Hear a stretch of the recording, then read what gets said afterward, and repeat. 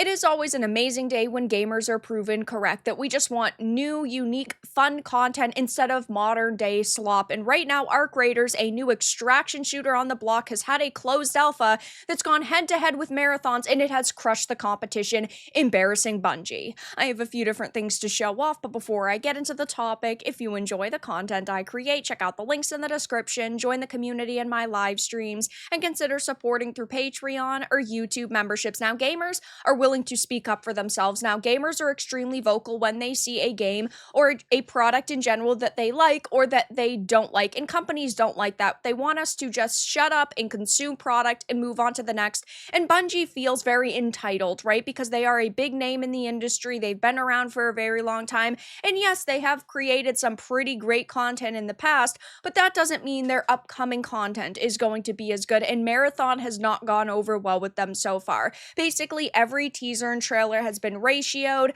The closed alpha hasn't gone particularly good for them, but Ark Raiders has basically gone head to head with it in regards to its closed alpha, and it's crushing the competition. So this is a Forbes article. It says, it's an unproven trend at this point, but the new race towards live multiplayer games appears to be the genre of extraction shooters, and this week brought an unusual situation with two upcoming 2025 extraction games, both running closed alphas and so far eliciting different responses. Now, when it came to Marathon, we kind of figured that it got crushed because of the major releases that coincided with it, because you had Expedition 33, which has just done amazing for Sandfall, and you also have Oblivion Remastered, which was shadow dropped and everybody was talking about it. So yes, on one hand, I do think that Marathon's alpha didn't do great in part because of that, but the other part of it is I just think people are not very excited for this.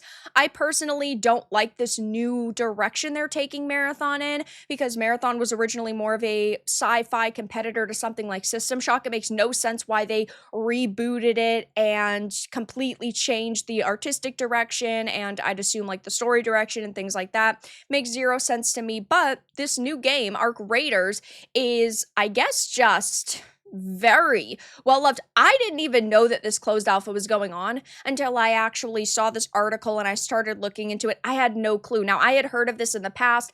I had initially kind of made fun of it because if you look at the logo and the key artwork, it really is reminiscent of Concord.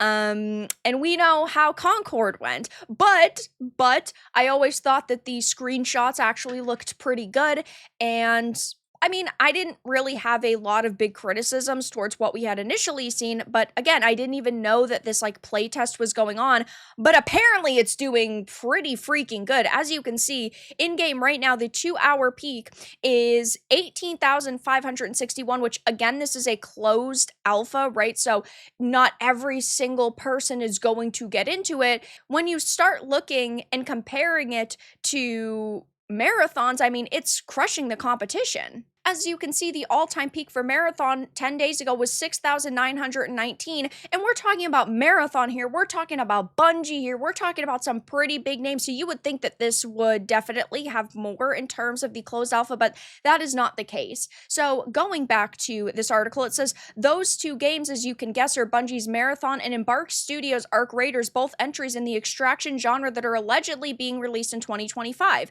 Marathon has a date, September 23rd, but as of right now, Ark does not. I don't think either of these are going to come out in 2025. I think that Marathon needs to be completely reworked. I think that they have to put a lot more time and effort into it. I mean, look at how poorly the alpha has gone, not just by player numbers, but also by reception. People were pissed at the aim assist. The maps, I guess, were just really felt very cramped in terms of the building. There wasn't a lot of open space because they tried to constantly have you going in and out of different structures. I did not really like the look of the game. I have not played the alpha, so I cannot give you my initial first impressions, but I would say I'm significantly more excited for Ark Raiders, and I am not the biggest fan of extraction shooters. I do think that they can be fun, but I'm very worried that, yes, this is the latest industry trend. They're moving away from battle royales or looking at extraction shooters, and I think we're going to get a massive amount of them in the near future. But it says, simply put, Ark Raiders is a much more traditional extraction shooter in the vein of Tarkov, but at least somewhat more accessible and better looking given it's a 2025 release. It's a Fallout-esque concept of scavenging a ruined wasteland populated by hostile robots and other players. This sounds pretty cool. I mean, what I have seen so far definitely has me interested, and I will definitely be giving this a chance. It says it's got all the traditional extraction-y things, custom characters, crafting, proximity chat, a home base of sorts, and it just plays much more like a traditional extraction shooter with its grounded combat. This is a major problem for me when it comes to Marathon, is that they have said that there will not be proximity chat because gamers are too toxic, which pisses me off so much. A big reason why I personally enjoy extraction shooters is because I control the enemies, and of course I can talk to my teammates, and if it's a game that also provides, of course, multiplayer, most extraction shooters don't, but I like voice chat in general. It is a big part of multiplayer games for me personally, and the fact that in an extraction shooter there's not going to be any prox chat is a big turnoff. Maybe for some people that doesn't particularly matter, but for me it does. It says when it comes to Marathon, though, the opposite is true. They've ditched a lot of this in an attempt to be unique. It makes no sense to me why you would remove core features from a game when people love them. No prox chat, no crafting, and importantly, no solos at launch, which is something Raiders does have. I primarily play solos when it comes to like extraction shooters. I love, like 1v1 fights. I love free-for-alls, those types of modes.